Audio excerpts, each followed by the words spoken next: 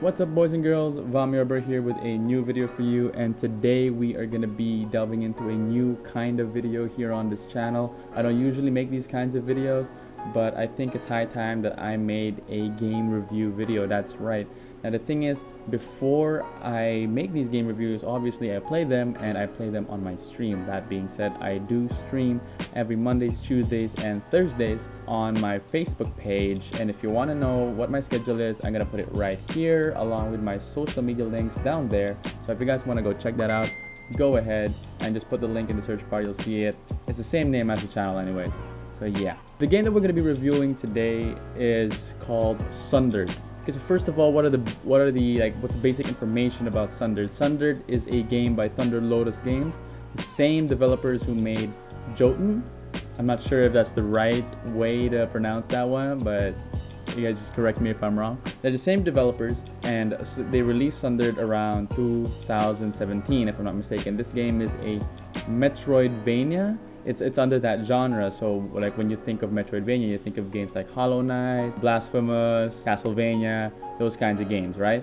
What I really want to say before anything else is that the first thing that really caught my eye before getting this game, actually I got this game for free from the Epic Game Store, but the reason why I got it in the first place was because of its art style. It has a very, very unique, hand-drawn and very colorful art style that really brings you in because it looks unique, it looks vibrant, it looks fresh.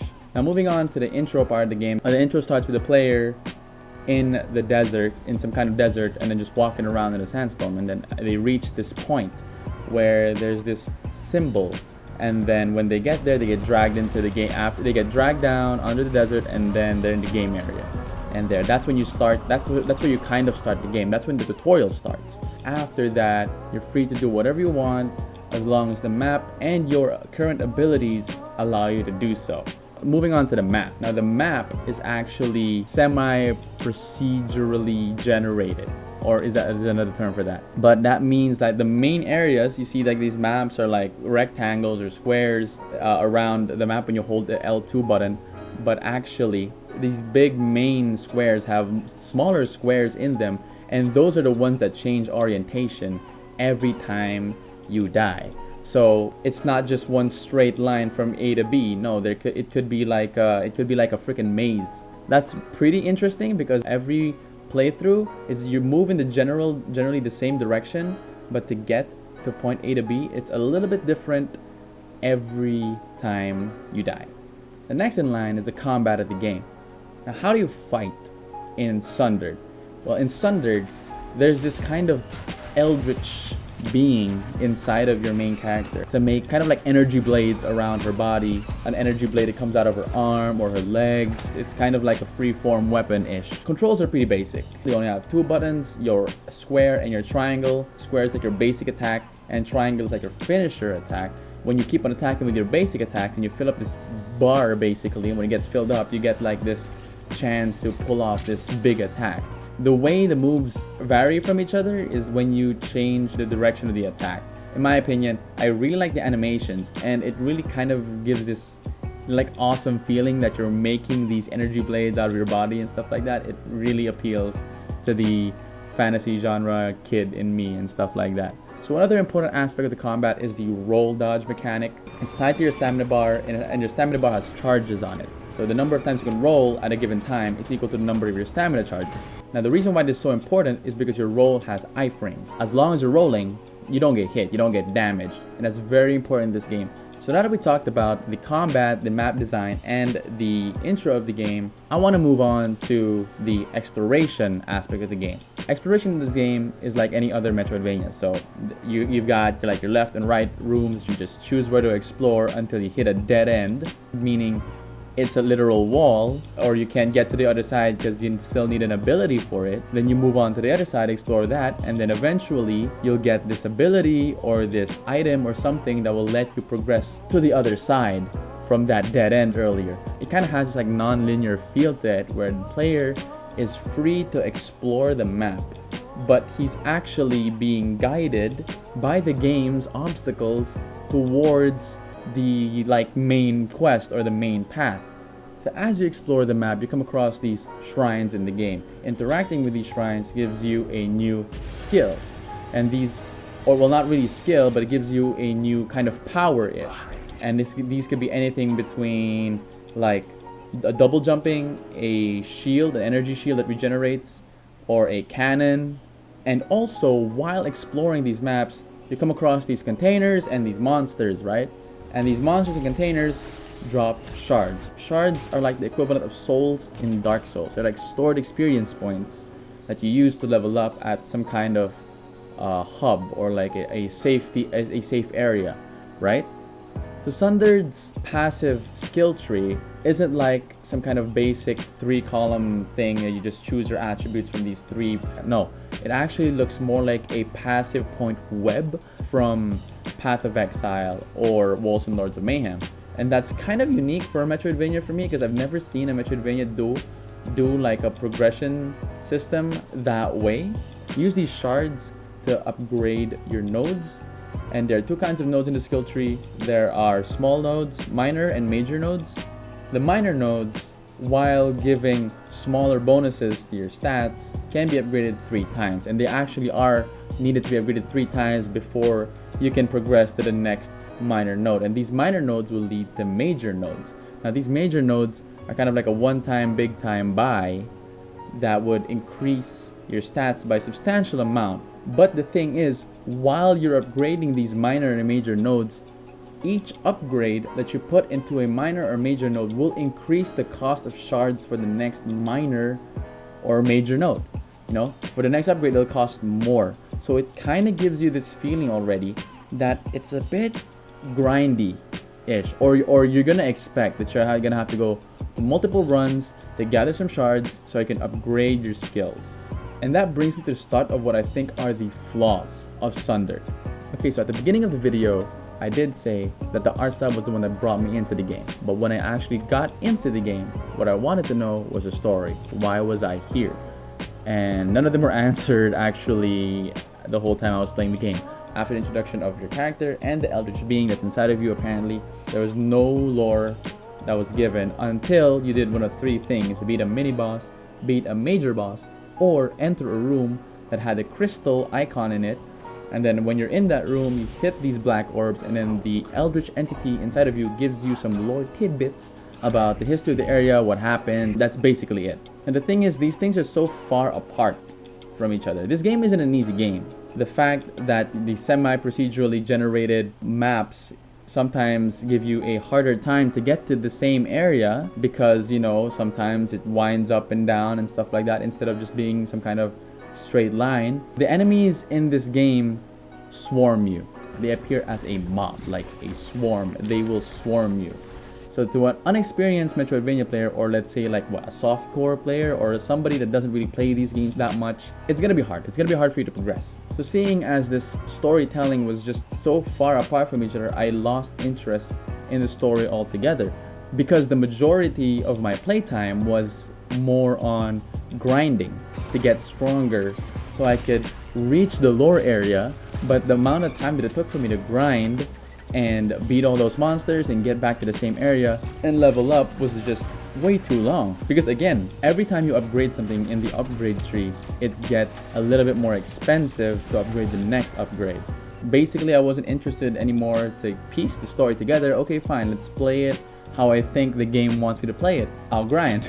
I gotta say, the progression in the game, it kind of doesn't matter if you're upgrading your character in this game, because I will assure you, you will die. You will die in this game a lot, no matter how many times you upgrade your character.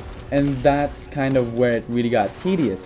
Every time you die, you get sent back to the original starting point. So you explore for a very long time, you die, you go back to the starting point, and you barely get to upgrade yourself.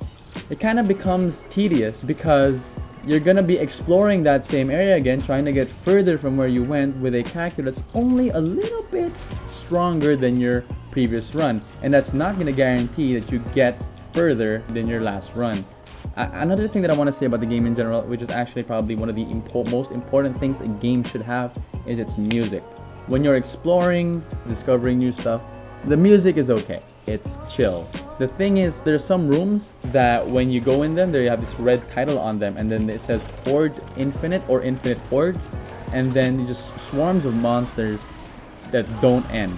It's okay. I'm okay with that. You know, I see people complain about the endless horde mechanic thing in this game, but that's okay. You know, it's a new thing in a Metroidvania, so that's really great. It's like an innovation. But the thing is, the music while you're being swarmed by all of these monsters is the same as if you're just exploring some kind of normal area, you know? It's still chill. It's still chill while you're being swarmed by a lot of enemies. That kind of sucks because it doesn't feel epic. I'm being swarmed. I'm trying to escape this horde and stuff like that, and you're gonna give me the same chill music? That's not gonna engage me. Music is there to engage the player. Music is there to immerse the player in the game. Without a good soundtrack to that part of the game, it kind of again made it a little bit more irritating to try and get through these swarm or infinite swarm rooms. And I gotta tell you, you are gonna get into an infinite swarm room because some of them have neat rewards at the end, or sometimes you really have to go through them the first time you're exploring. It kind of became irritating for me because of the music. Did not pull me in. It did not anchor me to the moment. Although, when I got to the first boss, the first main boss, the music was perfect. Just listen to it.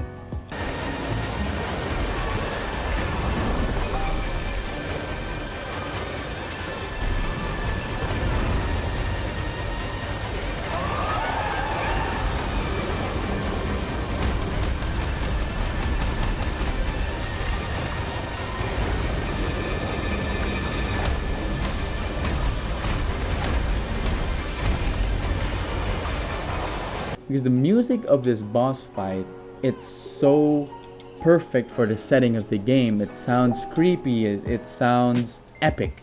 It really brings it into the fight, and it's really hard. The fight's really hard, and then the music is so intense. It really pumps you up to actually beat this guy. It immerses you into the game.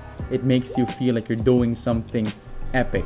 And that's what I wanted to see between all these other areas of the game and not just in the main boss. But it seems to me that that's exactly the case, because after exploring the two other areas, after the first area was completely explored, they had their own soundtracks, and then when an infinite swarm came up to either one of those, the music didn't change, and it was still there. It's the same old chill music. So I think the music was only being reserved for either mini bosses or big main bosses. And since the main bosses are so far away from each other, it takes so long for you to get that thrill again, at least in my part.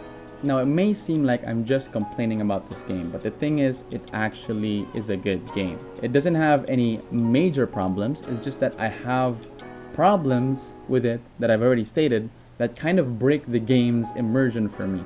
It didn't engage me enough to like play it more to finish the game. Now, yeah, it's true, I haven't finished the game yet. I've played on hard difficulty, and I have a little under 10 hours of gameplay. During those like 8 or 9 hours that I played this game, I kind of felt like most of that time was devoted to just trying to explore, trying to grind, to get stronger, to get further in the exploration, and then die, and then repeat the same process again, all the while not receiving any new lore, or if I do receive lore, it's so little that I don't get to connect it with anything else anyways. But it is a good game. It's just that it is centered probably to a different kind of player. If you like Dead Cells, you'll probably like this game. It's more focused on, let's say, combat rather than it is focused on its world and story building, kind of like Dead Cells, even though Dead Cells also has its lore and story bits hidden in some rooms and stuff like that. It's the same thing here with Sundered. People who play Metroidvania games but are just more focused on the combat, I think this is the game for you. It's kind of more centered for the hardcore players than it is the casual player like me. Now, with all that being said, what kind of a rating would I give this game? I give this game probably an 8 out of 10. I had 3 problems with it: the story, the music, and the grinding aspect of a Metroidvania that I feel like shouldn't be in a Metroidvania. So I removed the grinding because I did explain that I think this game is centered to a more hardcore kind of player. So that's why I give it an 8 out of 10. It's a good game. It has everything that a Metroidvania has, but I think it just went a little bit too overboard with the grindy part. Now, I don't know if you guys are going to agree what I say or take my word for it, or maybe I just suck at Metroidvania games, but that's what I felt. when I started playing this game. I didn't finish the game, but I think I played enough of it for me to justify my feelings that I've said, the feelings that I've said in this video. If you guys are gonna get this game, you guys are probably into Metroidvania games anyway, so if you guys are gonna get it, I'm pretty sure you're gonna get a good chunk of your money's worth. And that concludes our game review for Sundered. If you guys liked it, then leave a like in the video. If you guys thought that I left something out, or if you guys agree or disagree with what I said, then leave it out in the comment section below. We can have a discussion about it. Again, this is my first ever game review, so I'm not that used to making game reviews yet. So if I missed out on a lot of stuff, please do educate me. Alright guys, if you guys watched till the end, thank you guys so much. I'll see you guys in the next video. If you guys want to hang out on my stream, again, the social media links are right here. If you guys want to check me out and stuff like that, just give me a message and I'll entertain all your questions. Alright, I'll see you guys in the next video.